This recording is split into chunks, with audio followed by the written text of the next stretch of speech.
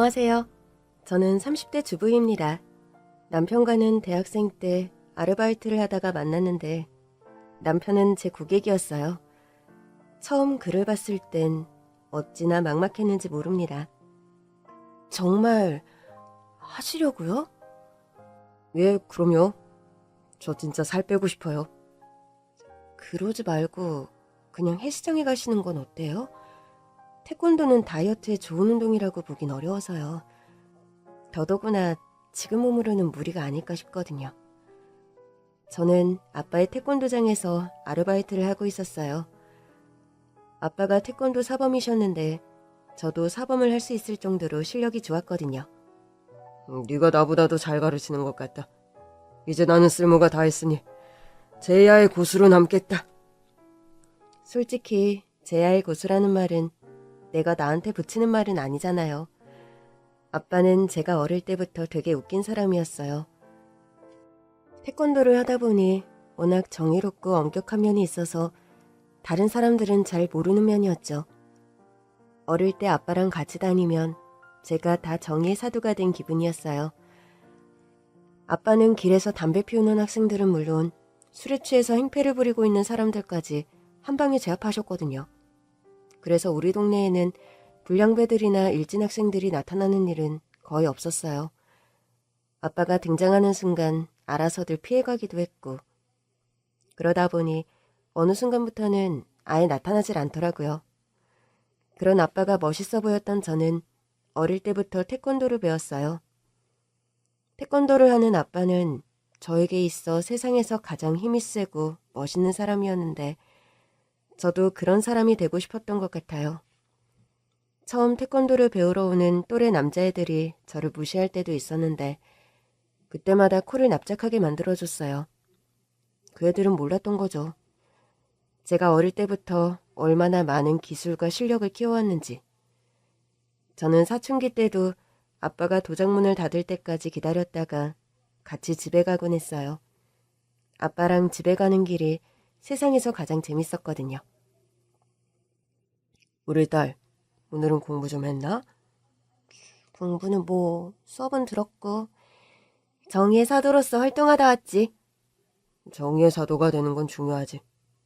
근데 도저히 안 되겠어? 응. 아니 그래도 네 엄마는 공부를 좀 했는데 말이야. 아빠는 안 했구나? 안 했지. 그럼 아빠는 나한테 잔소리 금지? 오케이.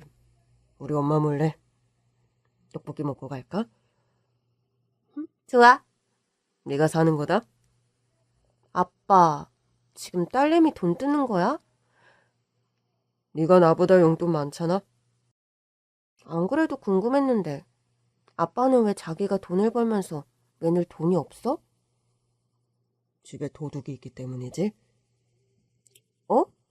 우리 집에? 내 주머니 도둑. 안타깝게도 널 낳아준 사람이야. 깜짝 놀랐잖아. 아빠 불쌍하지? 좀 그렇긴 해. 그러니까 네가 사. 그건 좀 아닌 것 같은데. 자꾸 이러면 엄마한테 이른다? 아빠 비상금 숨겼다고? 아빠가 생각이 짧았다. 무도인답게 잊어주길 바란다. 그러시죠, 스승님. 갑자기 떡볶이 안 먹고 싶은데? 아니야, 나는 먹고 싶어. 응? 아빠랑 대화하며 걷다 보면 시간이 어떻게 가는지를 몰랐어요. 그래서 저에게 태권도장은 참 정감이 있는 곳이에요. 대학생이 된 후 아빠의 도장에서 아르바이트를 하며 애들 가르치는 일을 도왔는데 어느 날 갑자기 남편이 찾아왔던 거죠. 그는 저에게 꽤 당혹스러운 학생이었어요. 몸은 어찌나 뚱뚱하던지 키는 큰데 살집이 너무 많더라고요. 그런 몸으로 살을 빼겠다며 우리 도장을 찾아왔었죠. 솔직히 처음에는 난색을 보였어요. 여러 번 설득도 했죠. 제발 헬스장으로 가라. 나는 당신의 몸을 건강하게 만들 자신이 없다. 그런데도 끝까지 받아달라고 하더라고요. 그리하여 저는 이 성인 남자를 어떻게 받아들여야 할지 몰라 고객이라고 칭하게 된 거죠. 그때부터 저는 아이들을 가르칠 때는 해본 적도 없던 식단까지 뽑아서 그에게 주었습니다. 그러니까 고객님, 살을 뺄 거면 반드시 식단을 하셔야 하는데. 사범님, 고객이라니요. 저는 사범님의 제자가 되고 싶습니다. 살을 빼겠다고 왔기에 저를 트레이너 정도로 생각하는 줄 알았는데 제자가 되겠다고 하더라고요. 그래서 아주 혹독하게 시켜보기로 했습니다. 그냥 제 풀에 알아서 나가 떨어지길 바랐거든요. 그런데 석 달쯤 지났을까 이 남자의 턱선이 보이기 시작했어요. 혹시 식단 다 하신 거예요? 그럼요. 사범님이 하라고 하는 건 무조건 해야죠. 그러더니 6개월이 지났을 때 몰라보게 달라진 외모로 저를 당황하게 했습니다. 살 빼니까 보기 좋네요. 사실 잘생겼다는 말이 튀어나올 뻔했는데 겨우 참고 말한 거였어요. 그랬더니 그가 그러더라고요. 저 이제 좀 창피할 정도로 못생기진 않았죠? 네? 아니, 원래도 못생긴 편은 아니었어요. 그냥 제가 살 빼주는 전문가가 아니다 보니까 못 맡겠다고 했던 거죠. 저 기억 안 나세요? 네? 우리 같은 중학교 나왔는데. 생각지도 못한 얘기였어요. 전혀 기억이 나지 않는다고 했더니 그러더라고요. 중학생 때도 이렇게 뚱뚱해서는 애들한테 괴롭힘을 많이 당했거든요. 어? 잠깐. 혹시 이제 기억나요? 구해줬던 거? 기억나. 우리는 동갑내기였고 같은 중학교를 나온 동창이었어요. 그날 이후 우리는 자연스럽게 친해졌고 결국 사귀게 됐어요. 남편은 사귄 후에도 자기 관리를 어찌나 철저하게 하던지 중학교 때 찐따 같았던 모습을 다시는 보여주고 싶지 않다고 하더라고요. 그 후 저는 대학을 졸업한 뒤 변호사가 됐고 남편도 취업을 했어요. 그렇게 만나다가 결국 결혼까지 약속하게 됐죠. 결혼 허락을 받으려고 시댁에 갔을 때였습니다. 분명 인사를 간다고 미리 말씀드렸을 텐데 집안이 엉망이더라고요. 시어머니는 그걸 급히 치우고 계셨어요. 너희들 벌써 왔구나? 어머니, 집이 왜 이래요? 제가 치울게요. 아니야, 내가 실수를 깼어. 그러면서 괜찮다고 하시는데 가만히 보니 광대 쪽에 멍이 있는 겁니다. 제가 얼굴을 빤히 보자 시어머니는 급히 머리카락으로 얼굴을 가리셨어요. 아유, 내가 이렇게 정신이 없어. 너희 맞을 준비하느라 정신없이 다니다가 넘어지면서 그만. 아, 그래서 화분도 깨진 거예요? 많이 아프셨겠어요. 그렇게 시어머니를 걱정하고 있는데 갑자기 시아버지께서 버럭 소리를 지르시더라고요. 왔으면 인사부터 할 것이지. 왜 그러고 있어? 처음엔 저한테 그러시는 줄 알고 많이 놀랐는데 시선이 시어머니를 향해 있더라고요. 애들 다칠까 봐요. 얼른 치우고 상내올게요.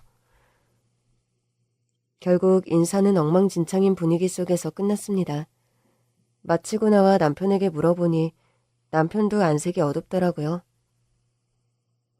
우리 집이 좀 그래.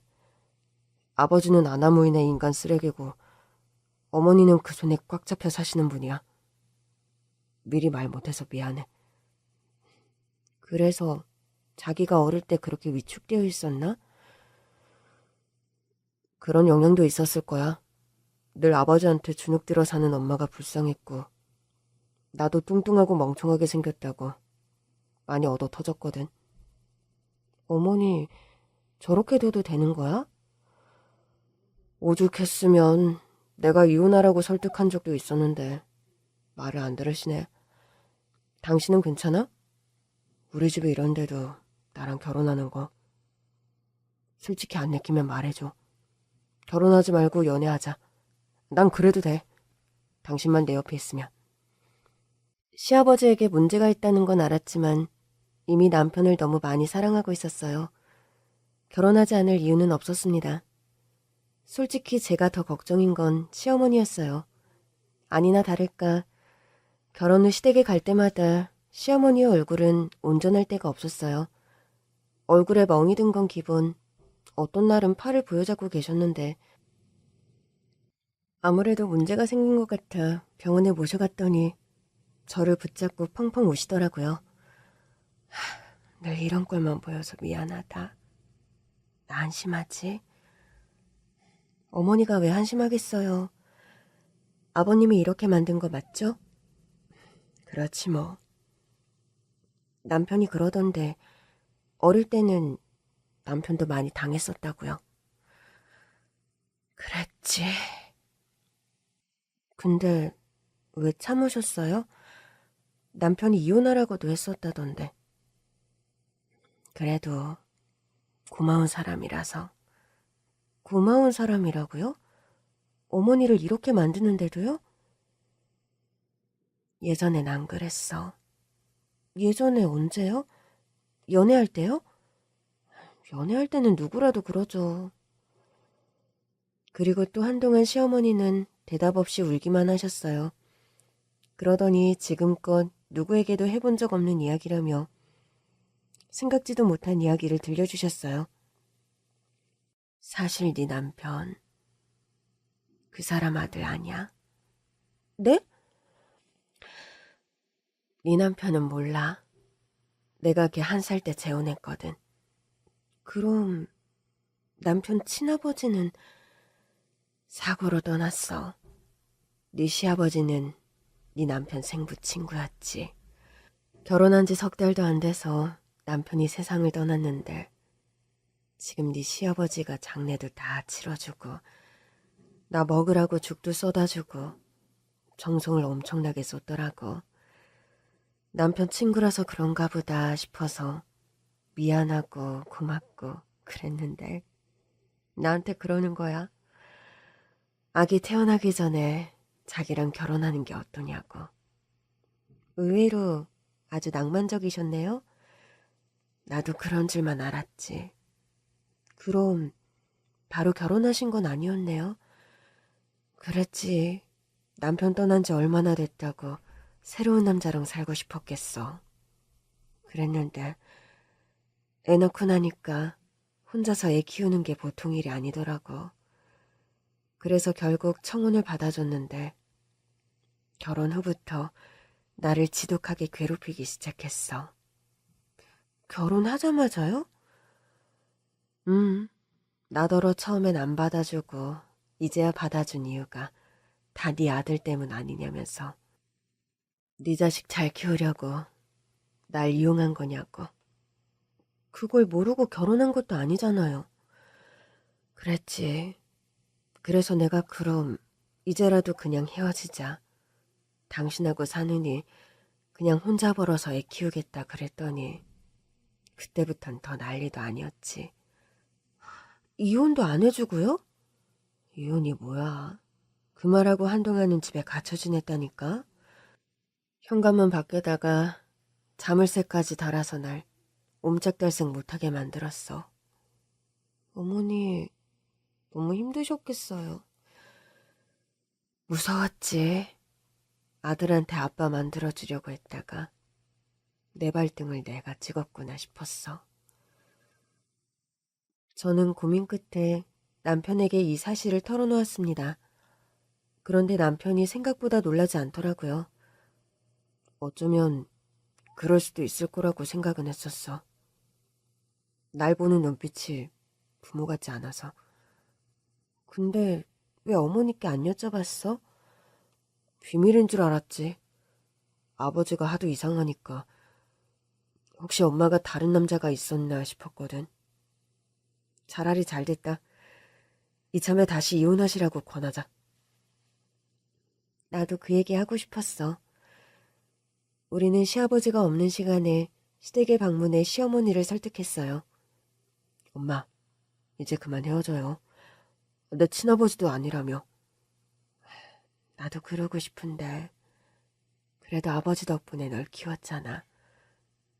나는 차라리 아버지가 없었으면 했어요. 내가 미안해. 미안하면 이제라도 엄마가 행복해지세요. 그게 저한테 미안한 마음 갚으시는 유일한 방법이에요. 가능할까? 네 아버지가 날 놔줄 것 같지 않은데. 어떻게든 해야죠. 저희가 도와드릴게요. 그래요, 어머니. 저희가 도울게요. 소송해야 한다면 해야죠. 저 변호사잖아요. 저한테 맡기세요. 근데 일단은 증거가 필요해요. 증거? 저는 시어머니께 괴롭힘을 당하는 모든 순간을 기록하라고 말씀드렸어요. 그러면서 뒤에선 소송을 준비하기 시작했죠. 그러던 어느 날이었어요. 시어머니께 전화를 드렸는데 목소리가 너무 안 좋으신 겁니다. 어머니, 어디 아프세요? 몸이 안 좋은데 좀. 혹시... 아니야, 그런 거 아니야. 아니라고는 하시는데 아무래도 느낌이 좋지 않았어요. 일단은 모른 척 시어머니 드실 공국을 끓여서 시댁에 가기로 했어요. 이유 없이 시댁에 가면 시아버지께서 예민하게 구셨거든요. 갑자기 왜 왔냐는 둥, 네 시어머니가 불렀냐는 둥. 그런 날이면 우리가 돌아간 뒤에 시어머니께서 또 심하게 시달리시는 것 같더라고요. 그렇게 시어머니께서 몸이 안 좋다고 해 공국을 끓여갔더니 시어머니가 시아버지한테 손찌검을 당하며 엎드려 뻗쳐 있는 겁니다. 네가 요새 덜 맞아서 정신을 못 차리지? 신발장에서 몰래 보던 저는 순간 더는 참지 못하고 안으로 들어가 소리쳤어요. 이제 어머니 힘을 보여주세요. 제가 소리치자 시어머니께서는 자리에서 벌떡 일어나 필살기로 시아버지를 녹다운시켰습니다. 시어머니의 손에 녹다운 당한 시아버지는 허리를 부여잡은 채 역정을 내셨어요. 야, 너 지금 뭐 하는 거야? 나 엄연히 당신 와이프야. 야라니. 며느리 앞에서 창피하지도 않아? 너 미쳤냐? 너 지금 나 집어 던졌어? 그래, 던졌다. 너만 던지라는 법 있어? 조금 전까지는 내 앞에서 엎드려 뻗쳐 하고 있었잖아. 그래, 해주는 신용 좀 했다. 왜? 아니, 이게 돌았나? 호칭 똑바로 하라고 했지. 그 순간 시어머니는 또 한 번 시아버지를 들어 공중에 던져버리셨어요. 아이, 죽네. 아이고, 그 정도로 죽을 것 같아? 그 정도는 안 가더라. 뭐야? 왜? 당신이 늘 하던 소리잖아. 내가 당신 때문에 아파하고 있으면 와서 그랬잖아. 그 정도로는 안 죽는다. 앓는 소리 그만하라고. 아니, 이 여자가 대체 어디서 이런 괴력이 나온 거야? 지금껏 찍소리도 못하고 살던 게... 그러니까 내가 미쳤던 거지. 왜 찍소리도 못하고 살았을까? 뭐? 이제부터는 안 그래. 잠깐 이리 와봐. 왜? 너 때문에 일어나질 못하여서 그러잖아. 어서 부축 좀 하라니까. 시어머니는 못 믿어온 얼굴로 시아버지에게 다가갔어요. 그때였습니다. 시아버지가 시어머니 팔을 잡더라고요. 내가 이대로 물러날 줄 알아? 그러면서 잡은 팔을 비틀려고 하는 순간 시어머니는 역으로 몸으로 자신의 팔을 잡은 시아버지를 돌려버리셨습니다. 시아버지는 어깨를 부여잡은 채 쓰러졌고 시어머니는 그런 시아버지를 내려다보며 두 손을 탁탁 터셨어요. 내가 한 번 당하지. 2번 당하냐? 너 지금 뭐라고 했어? 당하냐? 하늘 같은 지아비한테 말버릇이 그게 뭐야? 어? 하늘 같은 지아비 좋아하네. 지금껏 데리고 살아주면서 삼시세끼 꼬박꼬박 먹여준 걸 감사해. 내가 이러니까 너랑 네 아들 꼴 보기 싫었던 거야.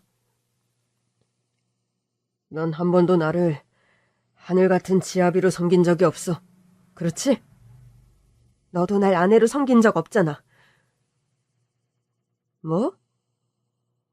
뭐? 내가 남편 대용으로 너를 선택해서 이용했다고? 처음부터 쫓아다닌 건 너였잖아. 내가 전 남편이랑 결혼식 할 때도 아주 끈적끈적한 눈빛으로 보고 있었지? 내가 다 기억해. 그래도 남편 친구라서 아무 얘기 안 했어. 우리 남편이 그렇게 일찍 갈 줄 몰랐으니까. 우리 남편? 이 남편은 나야! 나도 그렇게 될 줄 알았지. 나는 당신 진심을 믿었어. 당신이 정말 나를 좋아해서 내 아들한테도 좋은 아빠가 돼줄 줄 알았어. 나한테 재혼하자면서 했던 말 기억나? 내가 뭐라고 했는데? 우리가 이렇게 만나게 된 게 운명이라며. 먼저 간 남편이 하늘에서 축복해 줄 거라고. 당신이 나랑 우리 아들 행복하게 해준다고 했어, 안 했어? 그래서 내가 책임 안 줬냐? 책임졌잖아. 그런 나한테 네가 뭐라고 했어? 헤어지자며. 이렇게 사느니 그냥 네가 벌어서 아들 키운다며. 너한테 나는 티끌만큼도 가족이 아닌 거야. 가족처럼 느껴지게 했어? 결혼하자마자 당신 돌변했잖아. 나 어디 나가는 것도 감시하고 우리 아들한테 쓰는 돈도 아까워하고. 그럼 아까운 걸 어떡해? 내 자식도 아니잖아. 그래서 내가 절대 당신 자식은 안 낳아준 거야. 그래서 네가 나한테 맨날 혼난 거야? 시부모님의 말다툼은 끊길 기미가 없었어요.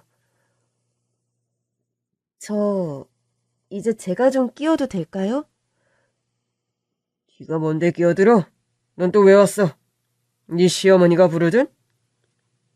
어머니께서 몸이 안 좋으신 것 같아서 곰탕 좀 끓여왔어요. 곰탕? 누가 곰탕 끓여오래? 니들? 내가 아무 때나 막 오지 말라고 했지. 여긴 내 집이야. 어머님 뵈러 왔다고 말씀드렸잖아요. 그럼 자식이 부모 집에도 못 와요? 너도 들었을 거 아니야? 네 남편, 내 아들 아니다. 아버님 아들은 아닐지 몰라도 어머님 아들은 맞잖아요. 뭐야? 너도 날 무시하는 거지? 내가 네 남편 친아버지 아니라고. 전 그런 적 없어요. 아버님이 그렇게 말씀하고 계신 거지. 뭐? 아까 하시는 말씀 들어보니 핏줄 떠나서 아버님은 아들로 생각 안 하셨던 것 같네요. 나라고 뭐 그러고 싶어서 그런 줄 아냐? 네 시어머니는 제 아들밖에 몰랐어. 밖에서 일해서 돈 벌어다 주는 게 누군데? 그럼 어머니랑 결혼은 왜 하신 거예요? 좋아서 했지. 좋아하는 사람 얼굴을 이렇게 만들어요? 말을 안 들으니까 그러는 거 아니야. 너도 혼나볼래? 저한테도 해보시겠다고요? 못할 것 같냐? 아까 아버님 어머니한테 덤볐다가 나가 떨어지신 거 그새 있으신 거예요? 뭐? 궁금하지 않으세요? 어머니께서 어떻게 아버님을 한 방에 던질 수 있었는지. 아니 뭐 처음 이러는 거긴 하지만. 그동안 수련하셨어요. 수련이라니? 이 사람이 카드 쓴 내역이 없는데? 태권도 배우셨어요. 말도 안 되는 소리 마라. 태권도는 뭐 공짜로 배우냐? 어머니, 태권도 배우신 거 맞죠? 뭐야? 당신 무슨 돈으로 태권도 배웠어? 내가 현금을 일절 준 적이 없는데. 우리 아버지한테 배우셨어요. 치, 어쩐지. 그래서 공짜로 배웠구만. 왜? 나 이겨먹으려고? 아버님, 이 정도면 이겨먹으려고가 아니라 살려고 배운 거죠. 너 지금 뭐라고 했냐? 제가 틀린 말 했어요? 남편한테 신변의 위협을 느끼고 있는데 당연히 뭐라도 배워서 호신해야죠. 내 마누라야. 그러니까 내 맘대로 하는데 네가 뭔데 나서? 제가 뭐냐고요?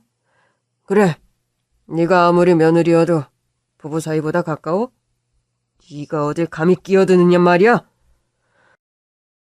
저는 두 분의 며느리이자. 그게 뭐? 어머님 변호사예요. 곰탕 끓여왔다더니 곰탕을 머리로 끓여 먹었나? 너 정신 나갔냐? 이 사람이 변호사가 왜 필요해? 조금 전에 아버님께서 하신 모든 행위, 집안에 미리 설치한 CCTV로 다 찍혔어요. 누가 내 집에 허락도 없이 그딴 걸 달아? 내가 달았어요. 내 허락도 없이? 당신 명의의 집이어도 내 집이기도 해. 법적으로 따져도 내 몫이 절반이에요. 어쭈, 변호사 며느리였더니 너도 똑똑한 척하겠다 이거야? 그런다고 바보가 천재되는 줄 알아? 지금 아버님이 어머니께 하는 모든 말도 문제가 될 수 있습니다. 제가 분명히 말했어요. 저는 어머니 변호사로 여기 있다고. 변호사가 곰탕을 끓여오냐? 저는 이미 사건을 수임했기 때문에 변호사가 맞습니다. 사건이라니? 저는 시아버지 앞에 이혼 소장을 내밀었습니다. 어머님은 아버님과 이혼을 원하고 계세요. 누구 마음대로 이혼이야? 이 여자가 아직도 정신 못 차렸어? 젊을 때 한번 당하고 다시는 이혼 소리 입 밖에도 안 내더니 변호사 며느리 등이 없고 아주 기세등등하다? 나 당신이랑 이혼할 거야. 그래. 누구든 꿈은 가질 수 있지. 네가 나랑 이혼을 해? 말도 안 되는 소리. 누가 해준대? 내가 하기로 했으면 하는 거야.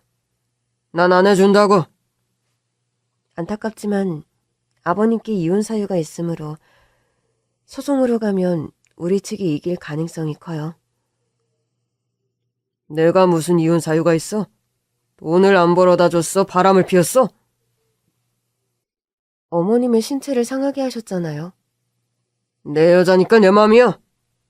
아니요. 어머님은 아버님의 아내이기 전에 한 사람으로서 의사결정권을 갖고 있어요. 아버님은 지금 계속해서 어머님의 인격을 모독하고 계세요.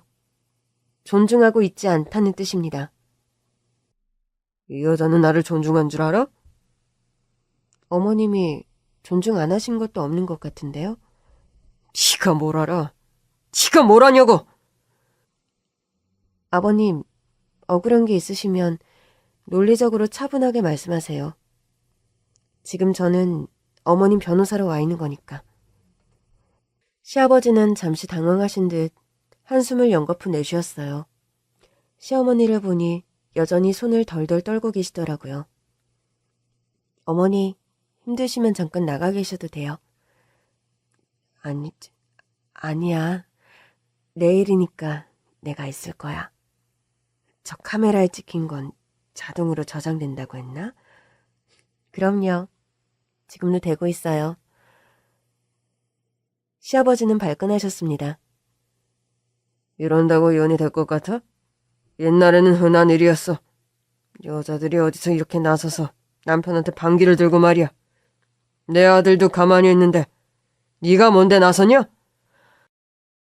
우리 남편도 동의한 일이에요. 남편은 오래전부터 어머니께서 이혼하시길 바랐다고 하더라고요. 그 자식 내가 그럴 줄 알았다. 역시 당신이 알려준 거지? 내가 친아버지가 아니라고. 그 자식은 어릴 때부터 나를 무시했어.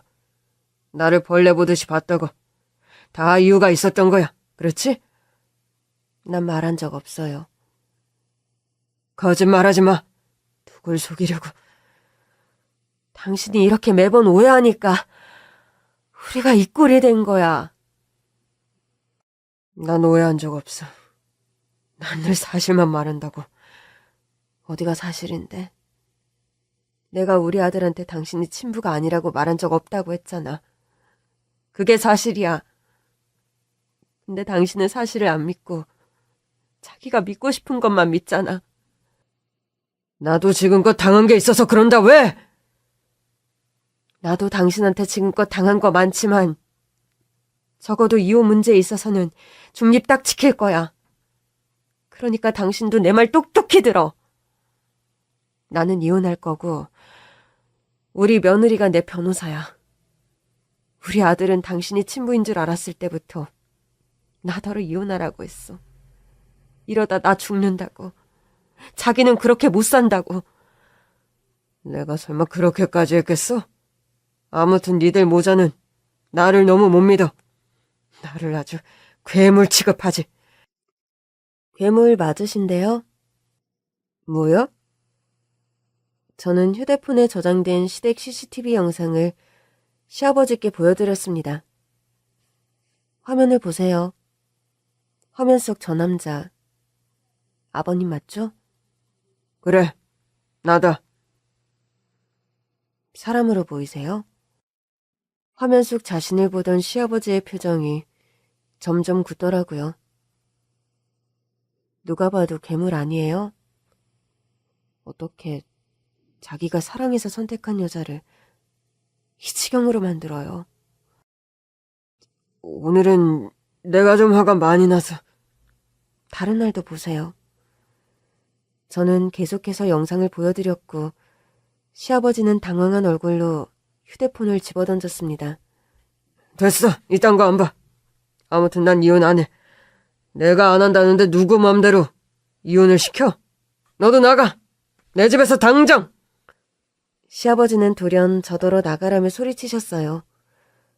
저는 제 휴대폰을 주워온 뒤 시어머니께 말씀드렸습니다. 어머니, 짐 챙겨두셨죠? 베란다에 숨겨놨어.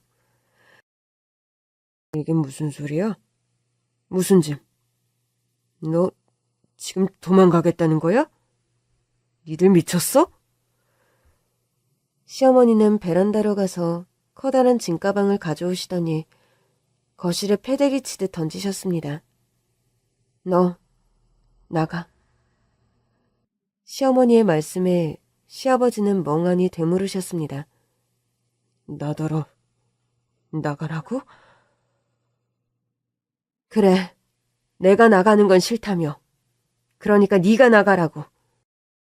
내가 왜 내 집에서? 내 집이기도 해. 그러니까 당장 나가. 이런 상황을 꿈에도 생각 못한 시아버지는 멍하니 시어머니를 보셨어요. 시어머니는 시아버지의 등을 떠밀며 말했습니다. 나가라니까? 잠깐만, 이게 내 가방이라고? 그래, 내가 다 쌌어. 어차피 당신은 자기 팬티랑 양말이 어디 들어있는지도 모르잖아. 내가 다 싸서 준비해놨으니까 들고 나가라고. 아니지, 뭐 이런 경우가. 당신 나가면 현관 비밀번호도 다 바꿀 거니까 몰래 기웃 거릴 생각하지 마. 언제까지 나가 있으라고? 우리 이혼 성사될 때까지. 뭐야? 이혼 소송하면서 재산분할 소송할 거니까 집 정리되면 그때 돈 받아서 내가 나갈게. 누가 이혼해준대? 내가 분명히 말했지. 이혼은 내가 하는 거라고. 내가 하기로 한 이상 당신도 더는 내 의견 무시하지 마. 저 짐 들고 나가서 당신도 변호사부터 알아보든가. 그리고 시어머니는 소파에 반듯한 자세로 앉으셨어요. 한동안 정막이 흘렀지만 시아버지는 곧 바닥에 던져진 가방을 주섬주섬 들더니 터덜터덜 현관으로 걸어가셨습니다. 내가 일단 나가긴 하는데 아무튼 당신 뜻대로만 되진 않을 거야. 그렇게 알아. 그렇게 시아버지는 의외로 순순히 가방을 들고 나갔고 저랑 시어머니는 눈이 휘둥그레진 채 서로를 볼 수밖에 없었습니다. 지금 저 사람 나간 거 맞지? 네. 어머니께서 싸주신 짐까지 들고 나가셨어요. 이게 무슨 일이라니? 그러니까요. 그나저나 어머니 얼굴은 괜찮으신 거예요? 얼굴이 퉁퉁 부었어요. 많이 힘드셨죠? 괜찮았어. 네가 증거 남겨야 한다고 했잖아. 원래 같으면 이렇게까지 하라는 대로 다 하진 않지만 참았어. 증거 모으려고. 이번엔 정말 이혼하실 거죠? 그러려고 참았어. 그래도 그렇지. 일단 붓기 좀 빼야겠어요. 아니면 병원부터 갈까요? 병원보다 현관 비밀번호부터 바꾸자. 시어머니는 이혼하기 위한 필사의 선택을 하셨어요. 일단 증거를 모으라는 제 말을 들으시더니 저한테 전화를 거셨더라고요. 증거라는 거 말이야. 내가 다친 부위 사진으로 찍고 그러면 되는 건가? 그렇죠. 사진으로 찍어놓고 진단서도 끊고요. 근데 그 인간이 아니라고 잡아떼면 더 확실한 방법은 없을까? 그 인간이 아주 입도 뻥끗 못하게. 물론 그 상황을 아예 찍으면 더 좋긴 한데 그런 거 있지 않니? 집에 카메라 다는 거. CCTV요? 그래, 그거. 근데 어머니, 그거 달면 어머니 모습이 그대로 담길 텐데. 그러니까 찍어야지. 이러나 저러나 비참한 건 마찬가지인데 나 혼자 당하고 혼자 알고 끝나면 안 되잖아. 그렇긴 하죠. 근데 영원히 영상으로 남는 거니까요. 얘, 너 내 며느리 아니다. 어머니, 화나셨어요? 저는 다른 게 아니라 나중에 어머니가 다 잊으셨는데 그런 영상이 남아있어서 또 생각나실까봐 그래요. 너 내 며느리 아니라고. 어머니, 지금은 내 며느리가 아니라 내 변호사답게 생각해. 나한테 가장 유리한 증거가 뭐냐. 그것만 생각해야지. 왜? 소송에서 이겨야 하니까. 시어머니의 말씀을 듣는데 정신이 번쩍 들더라고요. 저는 결국 시댁에 CCTV 설치를 도와드렸어요. 그리고 혹시 몰라 제가 휴대폰으로 CCTV를 볼 수 있게 해두었죠. 그러다 한 가지 생각이 떠올랐어요. 어머니, 증거 수집 끝나면 뭔가 한 방이 필요하지 않을까요? 증거 수집 끝나면? 그럼 소송에서 이겨야지. 그보다도 지금껏 당하신 게 화나지 않으세요? 화만 나겠니? 지금도 생각하면 속 뒤집혀. 그럼 어머니도 한번 해보실래요? 뭘? 아버님 한번 집어던져 보시는 건 어때요? 내가 그런 걸 어떻게 해. 그런 걸 할 줄 알았으면 진즉에 했겠지. 일단은 증거 때문이라도 참으셔야겠지만 증거 수집 끝났다 싶으면 어머니도 속은 푸셔야죠. 글쎄, 나는 이제 힘도 없고. 어머니, 그런 건 힘이 아니라 기술로 하는 거예요. 기술을 배워서 수련해야 늘어요.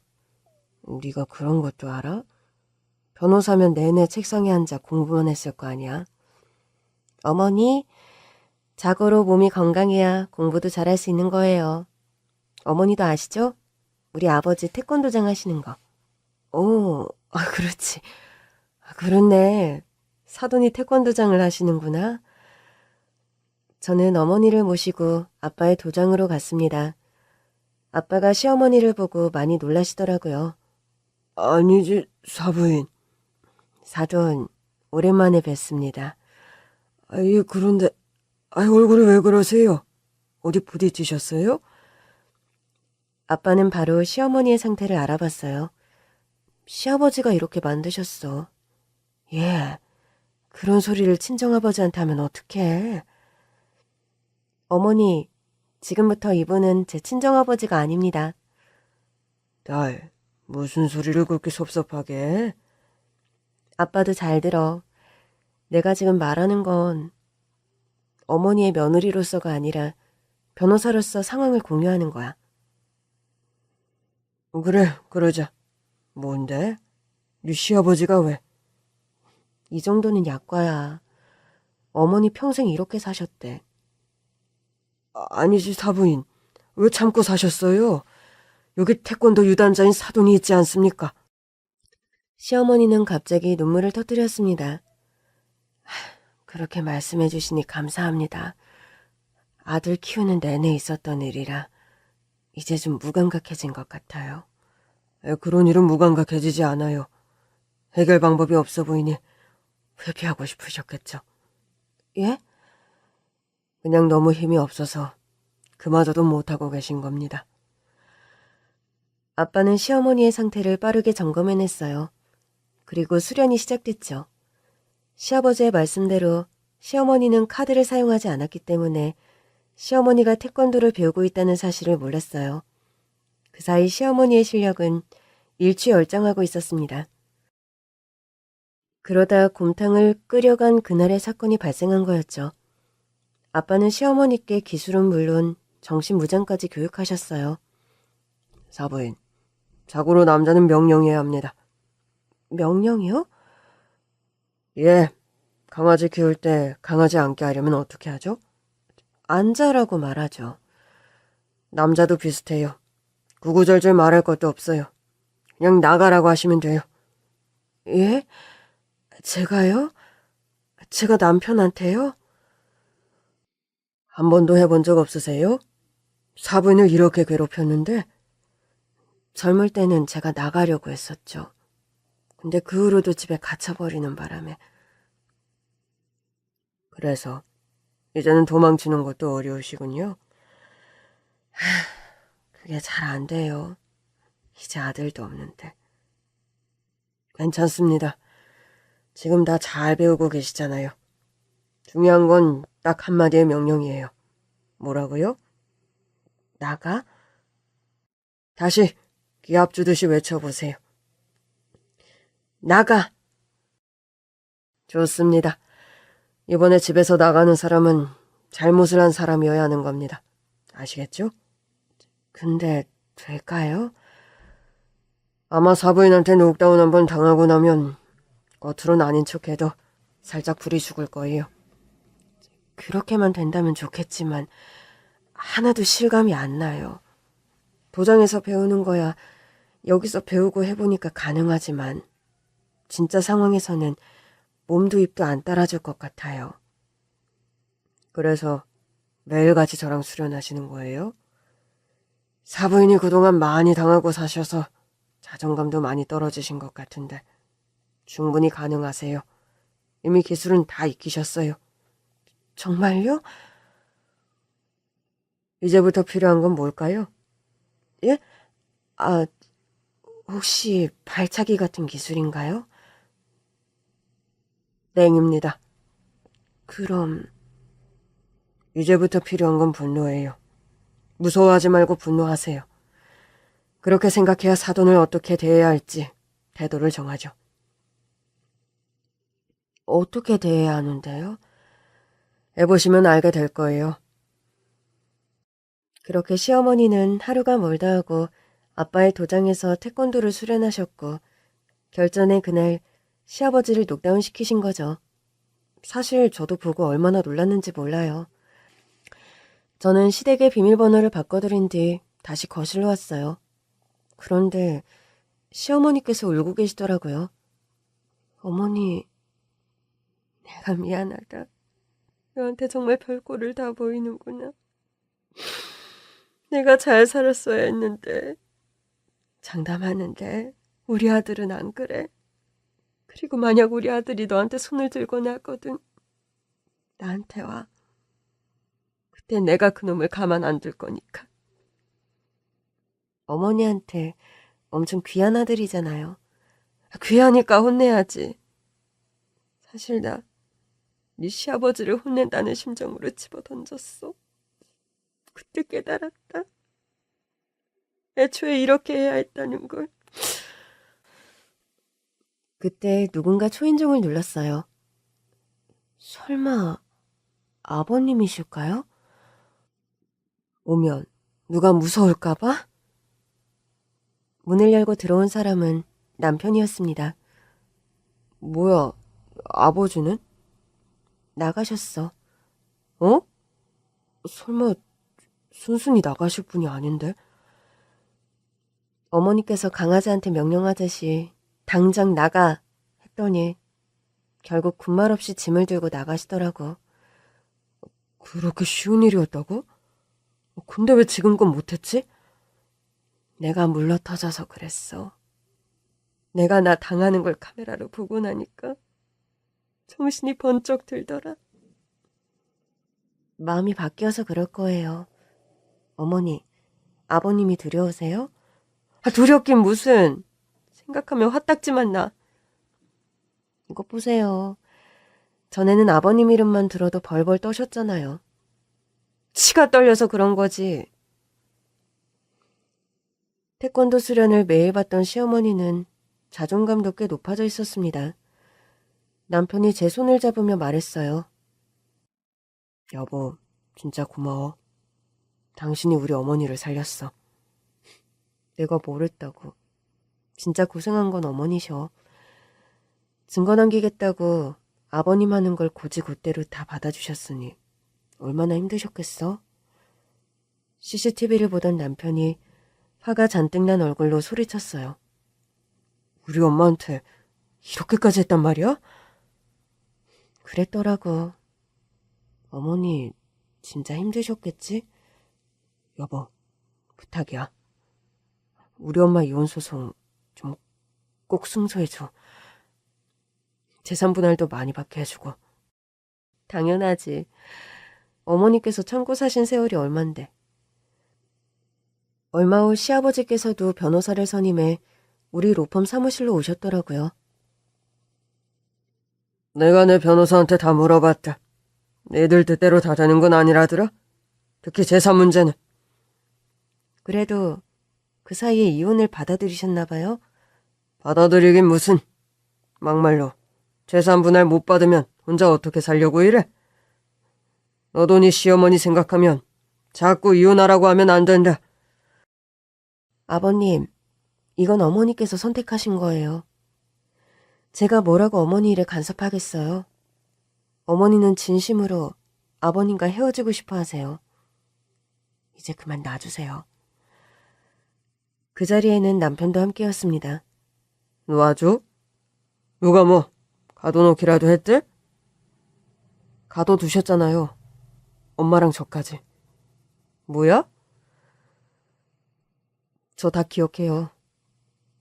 저 7살 때 엄마랑 외가 다녔다가 방에 사흘이나 갇혀 있었던 거. 그런 일이 있었어? 엄마가 외할머니 기일이라 외가에 가자고 해서 따라갔었는데 갔다 왔더니 아버지가 몽둥이를 들고 현관 앞에 서 있더라고. 어린 마음에 그 모습이 진짜 괴물 같았어. 그 방망이를 나한테 휘두르신 건 아니지만 나를 작은 방에 가둬놓고는 엄마한테 휘둘렀을 거야. 소리가 다 들렸거든. 어머니, 정말이에요? 시어머니는 눈물을 훔친 뒤 말씀하셨어요. 우리 아들이 그걸 다 기억하고 있구나. 내가 미안해. 재혼하지 말았어야 했어. 네가 재혼 안 했으면 어떻게 혼자 애를 키울 건데? 어차피 혼자 살 생각이었어. 당신도 알잖아. 내가 당신 청혼 거절하면서 말했잖아. 나랑 아들 입에 풀칠하려고 재혼할 생각 없다. 뭐라도 해서 내가 벌 수 있다. 그런 나한테 당신이 뭐라고 했어? 당신이 내 전남편보다 먼저 나를 사랑했었다면서. 우리가 이렇게 만난 건 인연이다. 나는 최고의 남편이자 아빠가 될 거다. 행복하게 해주겠다. 그랬지. 기억나? 그런 소리를 기억하고 있어? 표정 보니까 기억나는 것 같네. 그러니까 이제라도 약속 지켜.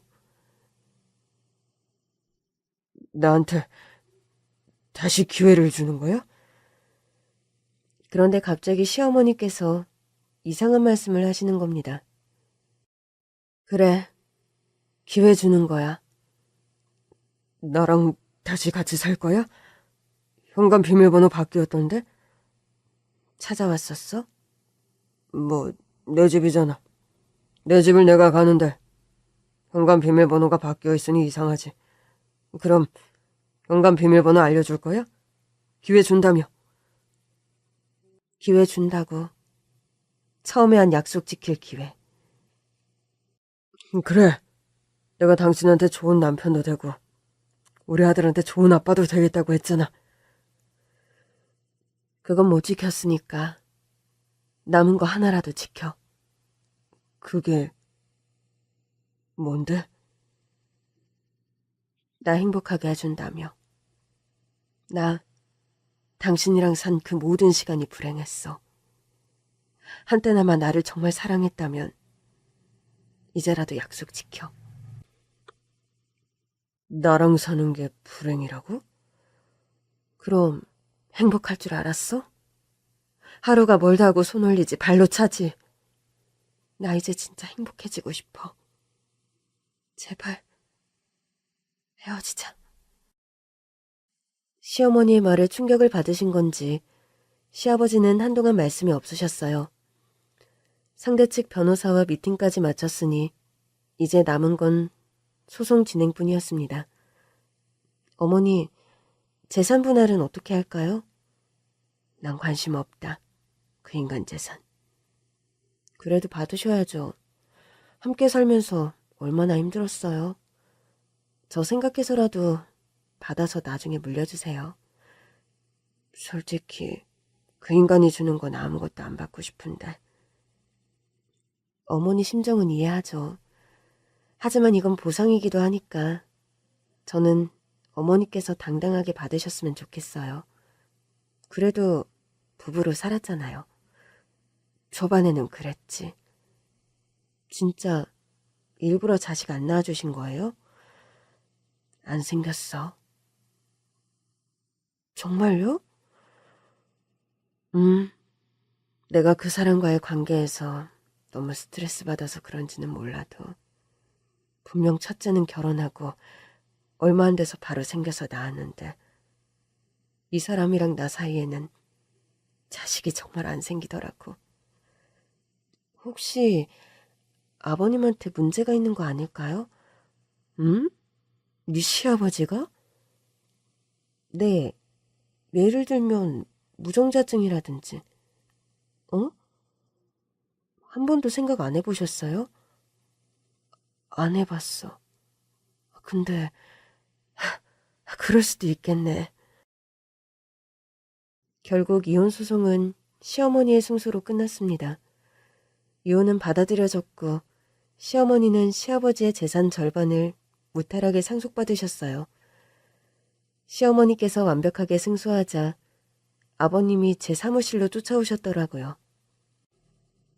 집안에 사람이 잘 들어와야 한다더니 결국 네가 우리 집을 망치는구나.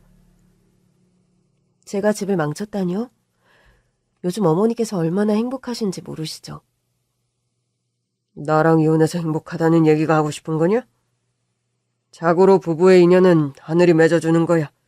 네가 결국 다 망친 거다. 좀 더 지나면 서로 위로하면서 지냈을 텐데. 아기 못 낳으신 건 좀 유감이긴 해요. 내가 그 생각만 하면 자리에서 벌떡 일어난다. 아버님, 혹시 건강검진 받아본 적 있으세요? 귀찮게 그런 걸 뭐하러 해? 제가 마지막 선물로 비싼 건강검진 한번 시켜드릴게요. 너 지금 난 울리냐? 진심으로 걱정돼서 그러는 거예요. 이제 이혼하시면 혼자 사셔야 하잖아요. 저는 결국 시아버지를 모시고 병원으로 갔고 그날 시아버지는 모든 검사를 다 받으셨어요. 그리고 얼마 후 시어머니와 시아버지가 밖에서 만나셨습니다. 두 분이 보시는 건 마지막으로 생각하시면 됩니다. 이제 재산 분할에 관해서 얘기할 건데요. 내가 진짜 어이가 없어서. 저 여자가 뭘 했다고 내 자산의 반을 가져가? 어머님의 기여도가 높다고 판단됐기 때문이에요. 아버님 말씀대로 어머니께서 뭘 몰라도 너무 모르시긴 했더라고요. 그렇지. 네가 봐도 네 시어머니가 답답하지? 네. 어쩜 이렇게 아무것도 모르시고 결혼을 하신 건지. 뭐? 아버님, 혹시 알고 계셨던 건 아니죠? 그게 무슨 소리냐? 아버님, 무정자증인 거요. 정말 모르셨어요? 뭐? 내가 무정자증이라고? 네. 그러니까 입은 비뚤어졌어도 말은 바로 하자고요. 어머니가 애를 안 낳아주신 게 아니라 아버님이 제대로 파종을 못 하신 거라고요. 시아버지는 얼굴부터 목까지 새빨개진 채 제 눈을 피하셨습니다. 그 모습을 보는데 어쩐지 알고 있었나 싶기도 하더라고요. 알고 계셨어요? 그래, 알고 있었어. 그래서 내 절친한 친구의 아내와 자식을 내가 가지려고 했대. 많이 힘드셨겠네요. 지금 날 이해한다는 거냐? 갖고 싶은데 가질 수 없는 것을 바라보며 사셨으니 힘드셨겠죠. 그래도 처음 마음 그대로 사랑해 주시지 그랬어요. 내 마음은 하나도 안 변했어. 그 사람한테 전해. 지금이라도 늦지 않았다고. 아버님이 직접 하시면 되잖아요. 내 전화는 받질 않으니까 그러지. 맞다. 어머니께서 전달해달라고 하셨는데 이제 남남인데 전화 좀 그만하라고 하셨어요. 뭐? 그리고 아버님 무정자증인 거 어머니도 아세요? 뭐야? 너 뭔데 네 맘대로 내 결과를 읽어? 아니, 결과가 메일로 온다고 해서 제가 아버님께 메일 좀 알려달라고 했었잖아요. 건강검진 결과 나왔을 때 제가 아버님께 여쭤봤었죠. 그냥 보내드릴까요? 읽어드릴까요? 했더니 저더러 읽어보라고 하셨잖아요. 그래서 알게 된 걸. 아무래도 어머님도 아셔야 하는 일이니까. 왜 그 여자가 알아야 하는데? 이제 나랑 남이라며. 진실을 모르고 고통당한 분이니까요. 뭐? 아버님이 진실을 숨기셨든 모르고 계셨든 그 일로 가장 고통당한 분은 어머니시잖아요. 그러니 아셔야죠. 아버님은 절대 끝까지 말씀 안 하셨을 테니까. 제 말에 결국 시아버지는 아무 대꾸도 못 하셨습니다. 제가 따로 뵙자고 한 건 어머니께서 재산 분할 절차도 저한테 위임하셨기 때문이에요. 이제 다시는 아버님과 만나고 싶지 않으시대요. 아버님이 결정해주세요. 이제 남은 건 아파트인데 팔아서 반으로 나누면 될까요?